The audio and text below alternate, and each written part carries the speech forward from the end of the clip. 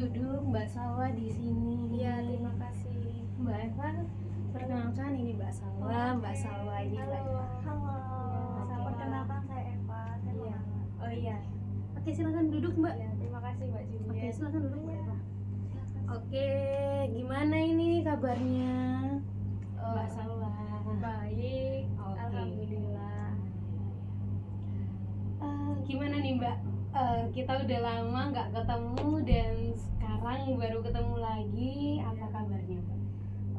Kabar saya akhir-akhir ini sih baik, cuman agak kacau aja perasaan saya. Kacau. Oke. Terakhir kemarin saya sudah bertemu dengan Mbak Salwa di konseling kita yang terakhir. Mbak Salwa sudah sembuh dan hari ini Mbak Salwa datang lagi dengan mengungkapkan hal seperti itu. Tadi kalau boleh tahu Mbak Salwa kesini sama siapa? Kebetulan saya tadi itu sendirian naik motor. Oh, Iya. tidak ada yang mengantar ya? Iya, nggak ada. Saya kemana-mana sendiri soalnya. Alhamdulillah, yang penting selamat ya sampai di Iya, sini. benar. Oke, baik. Mbak Salwa, tadi kalau saya dengar Mbak Salwa sedang merasa cemas ya, atau mungkin takut. Kenapa itu Mbak Salwa? Gimana ya? Akhir-akhir ini tuh banyak yang mempressure diri saya gitu. Pressure dalam bentuk apa nih Mbak Salwa?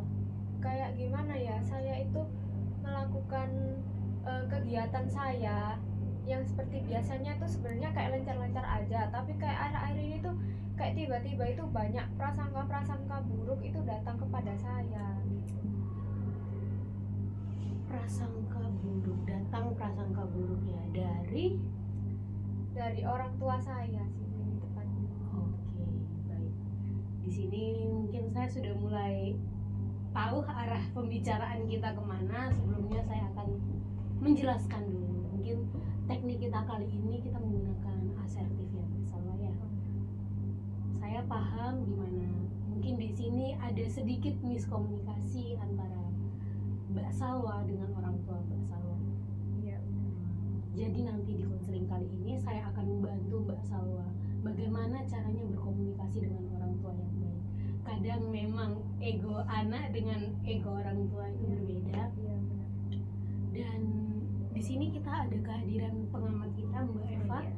Jadi saya minta untuk Mbak Salwa bisa memaklumi Mbak Eva di sini karena ya kita bersama-sama supaya Mbak Eva juga bisa belajar. Oke. Ini munculnya dari kapan ini Mbak?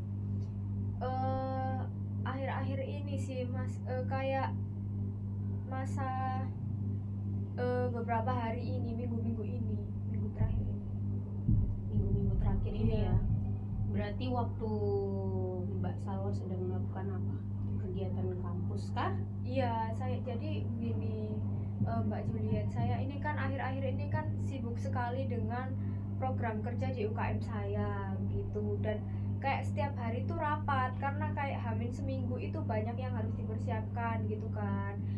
Dan itu tuh persiapan kita tuh selalu dimulai dari sore hari karena teman-teman saya yang lainnya itu kan siangnya dari pagi sampai siang itu ada matkul kan. Jadi kita baru bisa kumpul dan bisa rapat bareng-bareng itu di sore hari kayak jam 5, jam 6 itu biasanya baru kita kumpul dan membahas proker itu tadi. Dan itu yang menyebabkan saya itu pulang malam gitu. Karena kan saya nggak mungkin kan, karena rumah saya itu jauh juga dari kampus dan nggak mungkin kalau saya itu bolak-balik habis kampus terus pulang terus balik lagi ke UKM gitu. Jadi akhirnya saya setelah mata kuliah selesai itu biasanya langsung lanjut ke UKM dan itu berujungnya pulang malam karena emang rapatnya kegiatan UKM itu malam gitu. Berarti di sini orang tuanya Mbak Salwa dan Mbak Salwa sendiri ada kegiatan kampus. Dan itu pun Mbak Salwa rumahnya PP ya. Saya tahu Mbak Salwa rumahnya jauh. Iya, jauh. Jadi mungkin saya bisa mengerti bahwa Mbak Salwa pasti capek kalau PP. Jadi Mbak Salwa mengambil jalan tengah. kalau boleh saya tahu nih Mbak, kira-kira percakapan seperti apa yang membuat Mbak Salwa merasa bahwa ada sedikit miskomunikasi? Jadi gini, sebelum kan kemarin kan proker saya itu di hari Sabtu dan Minggu, dan itu selama 2 minggu berturut-turut begitu. Tiba-tiba ayah saya ini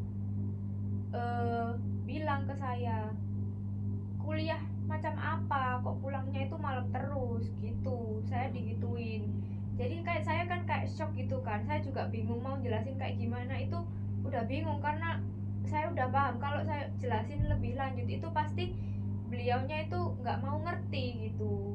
Karena kayak apa ya, saya kalau bilang ayah saya itu kayak kalau meskipun kita udah jelasin kayak gimana pun, pemahamannya beliau yang didengar dari satu arah itu pasti beda gitu. Dan beliau itu sampai bilang gini, itu loh udah tak bilangin ke kakakmu, nanti kalau ditelepon kakakmu angkatan gitu. Terus tak bilang kan, kenapa kok nyampe kakak aku gitu kan. Terus ya gak apa-apa, ben diselidiki sama kakakmu, kamu itu ngapain aja pulang malam gitu. Terus saya bilang, kamu lo gak main ke kosan temenmu tak, kayak gitu. Saya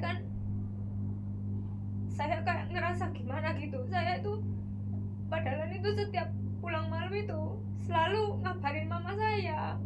Soalnya kalau saya ngabarin ayah saya itu juga ngapain gitu loh, ngerasa kayak percuma. Terus saya itu ngerasa kayak wes kayak nggak percuma gitu loh, bicara sama beliau itu percuma gitu. Mbak Salwa tenangkan diri.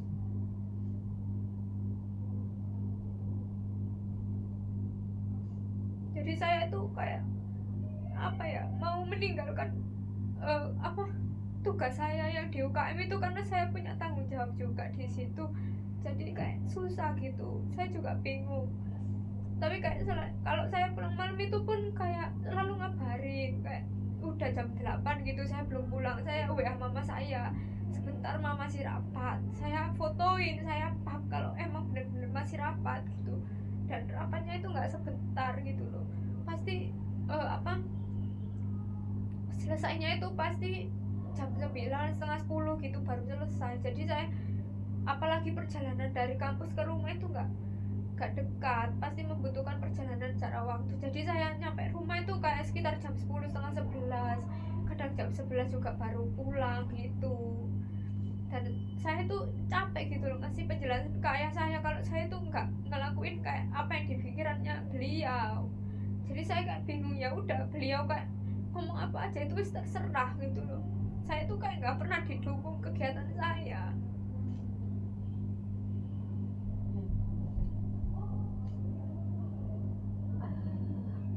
Begini ya Mbak Salwa, mungkin kita ambil baiknya ini adalah masalah komunikasi Mbak Salwa dengan beliau ayahnya Mbak Salwa. Memang saya tidak menyalahkan Mbak Salwa mengikuti kegiatan tersebut karena saya tahu sebagai anak kuliah Mbak Salwa perlu mengembangkan diri. Dan di sisi lain juga saya melihat ayahnya Mbak Salwa mungkin merasa khawatir dengan Mbak Salwa. Namun mungkin beliau sudah merasa ini juga ya, capek juga, makanya terlontarlah kata-kata seperti itu. Sebenarnya kalau kita memakai teknik konseling ini yang saya jelaskan kepada Mbak Salwa adalah asertif. Sebenarnya itu bukan cara kita untuk kita akan melawan atau memberontak kepada orang tua. Saya tahu rasanya Mbak Salwa ada di posisi Mbak Salwa dengan ayah yang mungkin sedikit tidak bisa diajak berbicara. Orang tua saya juga seperti itu Mbak Salwa. Saya mengerti, dan menurut saya Mbak Salwa perlu sedikit berlatih untuk apa?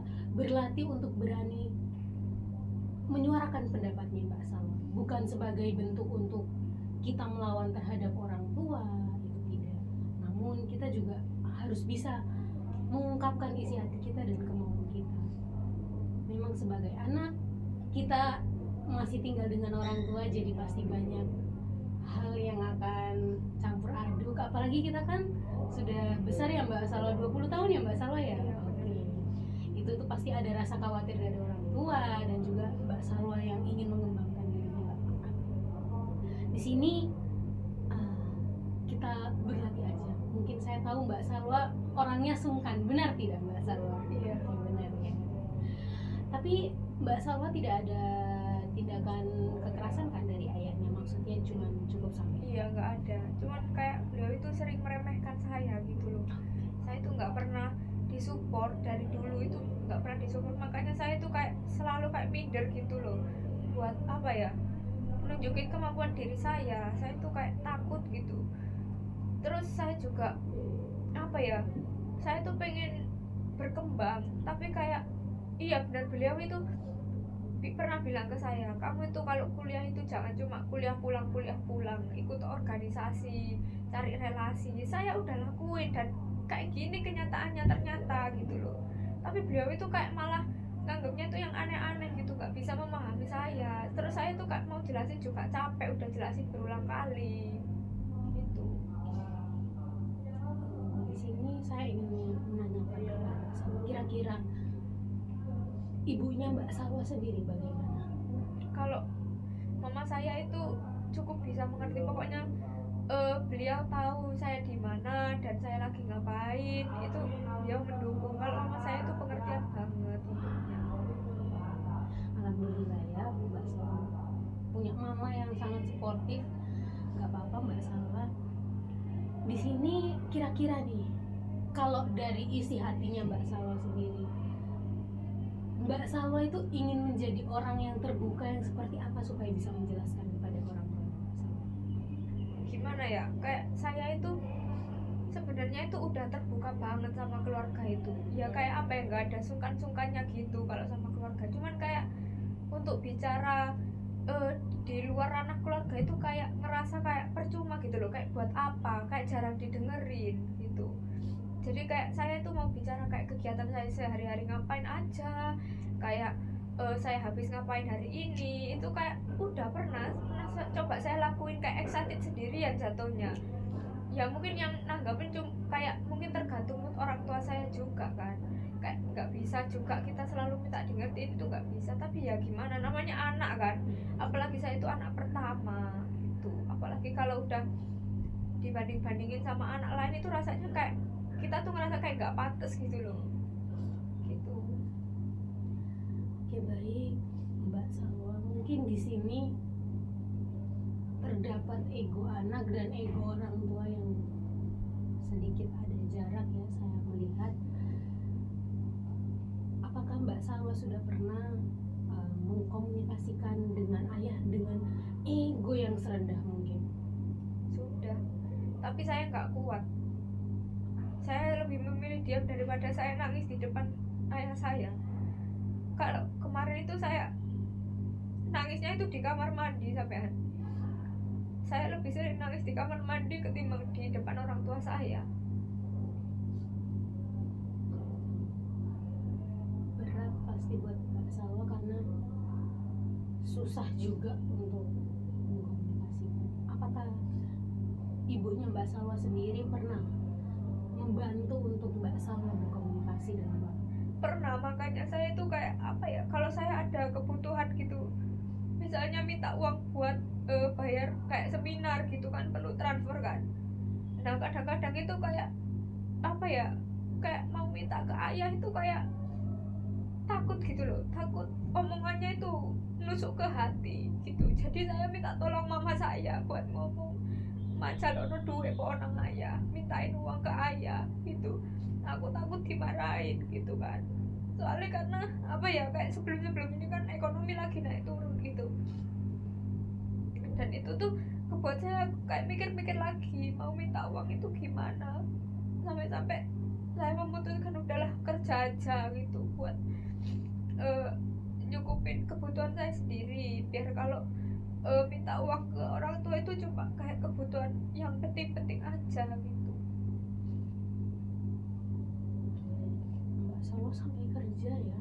Iya, untungnya saya tuh kerja di apa, ikut saudara sendiri gitu, jadi lumayan enak, nggak yang kayak kerja keras banget gitu.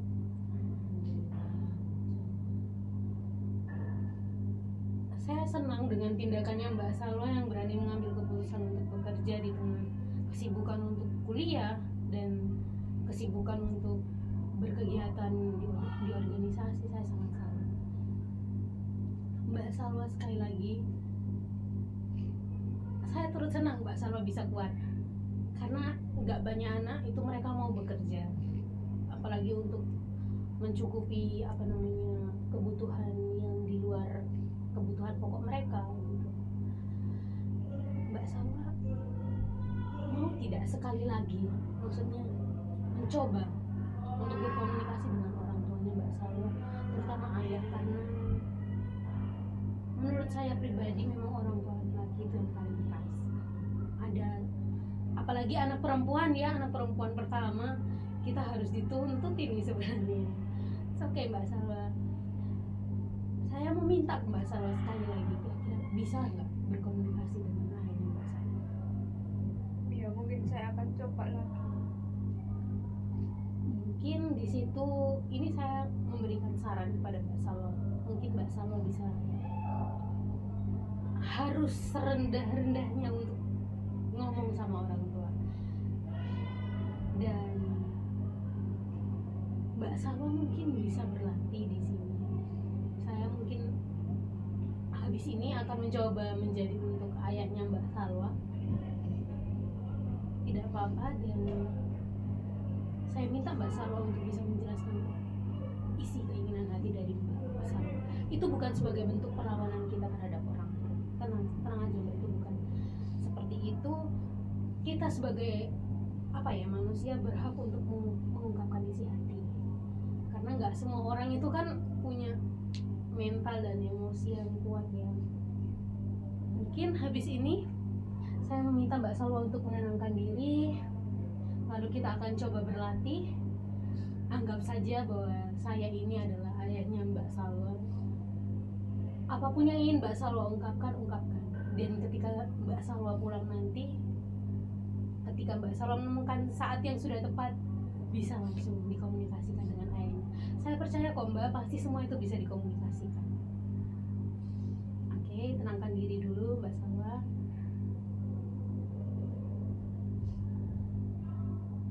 Jika Mbak Salwa sudah siap, Mbak Salwa bisa bilang ke saya.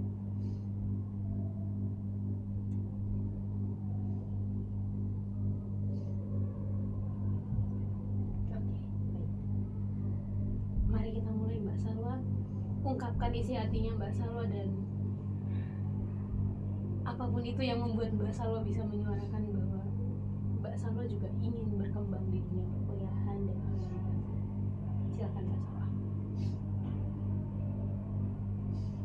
Aku tuh cuma mau bilang ke ayah kalau aku itu bukan anak sing senakal itu gitu loh. Aku tuh ikut aku pulang malam itu juga ada tujuannya gitu, nggak sembarangan.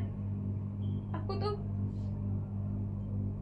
pengen berkembang, dan aku tuh juga bisa berkembang di lewat kegiatanku yang sekarang ini. Tolong ngertiin, aku tuh cuma pengen di ngertiin, aku tuh cuma pengen didukung dari orang tua. Karena aku tuh banyak memendam semuanya itu sendiri gitu loh. Gak ada tempat buat cerita.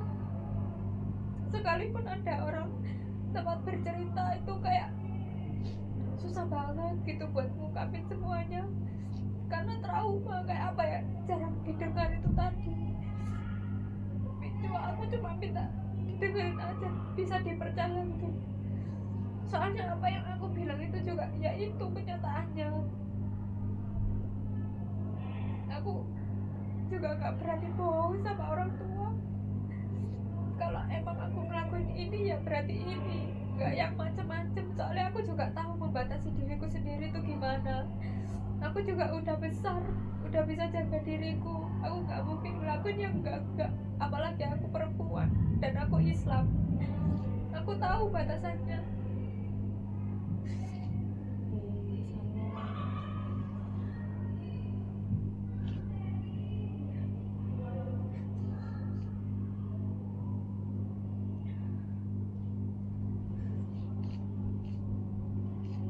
Tenangkan diri Mbak Salwa.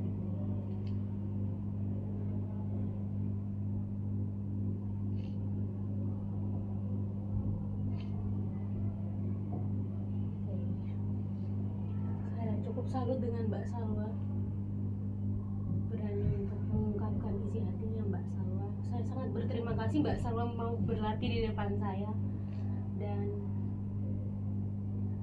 saya berharap setelah sesi konseling ini Mbak Salwa bisa pulang dan menemukan saat yang tepat untuk berkomunikasi dengan ayahnya Mbak Salwa ya.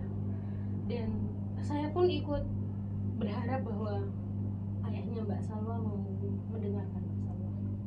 Memang sebagai seorang anak, kadang kita perlu mencium kaki orang tua supaya mereka mendengarkan kita.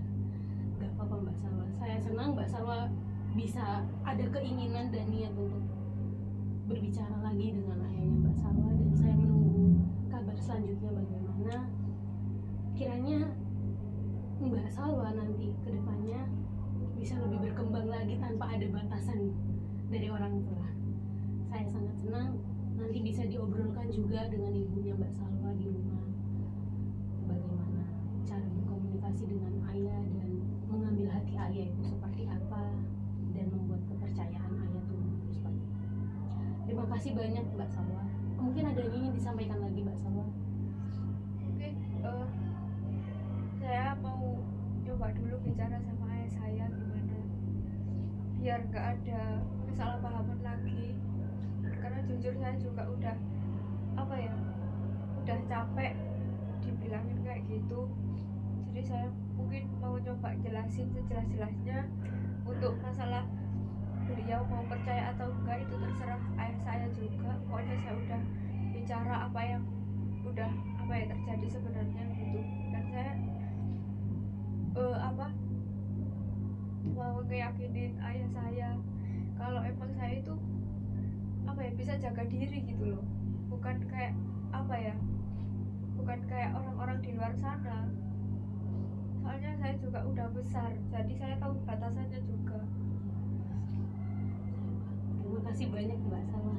Terima kasih Mbak Juliet.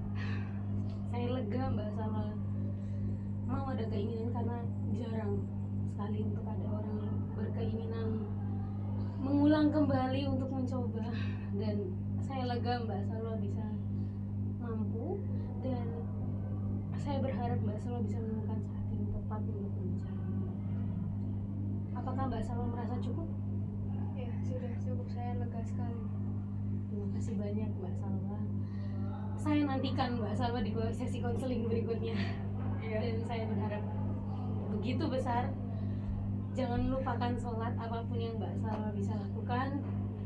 Tolong tetap rendah hati, tetap menjadi anak yang baik. Saya percaya ayahnya Mbak Salwa tidak akan menutup hati. Baik. Terima kasih Mbak Juliet. Terima kasih juga Mbak Salwa.